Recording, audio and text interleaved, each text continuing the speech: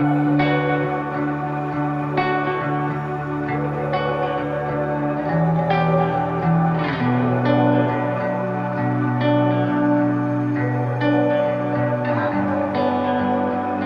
Josh and I'm the owner of Beaches Timber. So I'm a carpenter by trade and I've always loved timber, always been very passionate about timber. So one day I thought I'd like to have my own timber supply.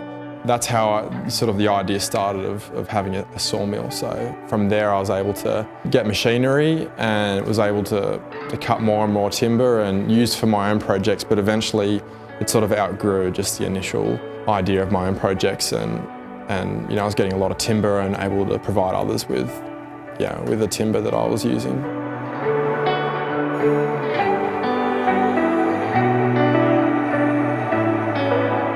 So when a log arrives to Beaches Timber, I look at the log and assess it and just try and work out the best way to make the most of it, because often these trees have been growing for 100 years, so I really want to give it the dignity of using it as best I can. So if it's a nice, straight log, that'd be good for structural timber, for your nice joinery, stair treads, all that kind of thing. And if a timber's a bit wavy and wild, that's fine too. That's a good slabbing timber. So we cut slabs out of it because often people will really love that crazy wild grain that's not very good structurally, but it's very nice as a feature. We really want to make best use of a really valuable resource, something that's going to be harder potentially to get in the future. So the finished products that we do are often timbers that are quite hard to come by. They can be a challenge to source for a lot of builders and a lot of people doing their own renovations. So we try and fill a need there of big posts and big slabs that can be quite hard to come by, to try and make that easier for our customers to get. So the difference for Beaches Timber is that we are using a resource that's coming out. It has to be removed, so we don't have to go and source timber from elsewhere. It's local. It's going to be taken out, and we get the privilege of making the best use of it. And so when people buy our products, they get the ability to have something, a bit of timber that has a story as well to it, and it's, in that way it becomes more meaningful. The fact that their dining room table was a tree in Wahroonga, or their coffee table was a tree in Avalon.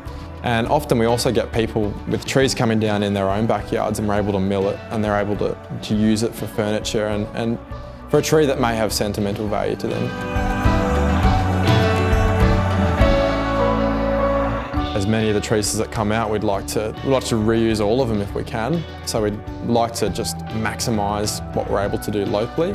I suppose further plans, we'd love to get into managing forests, buying land, planting trees, so that there is something for the future. So it's a bit of a generational thing really, because it does take a long time for a tree to grow. And looking at the timber needs that people are going to have in the future and wanting to do something that is going to be able to last the test of time, and something that has meaning people can get behind.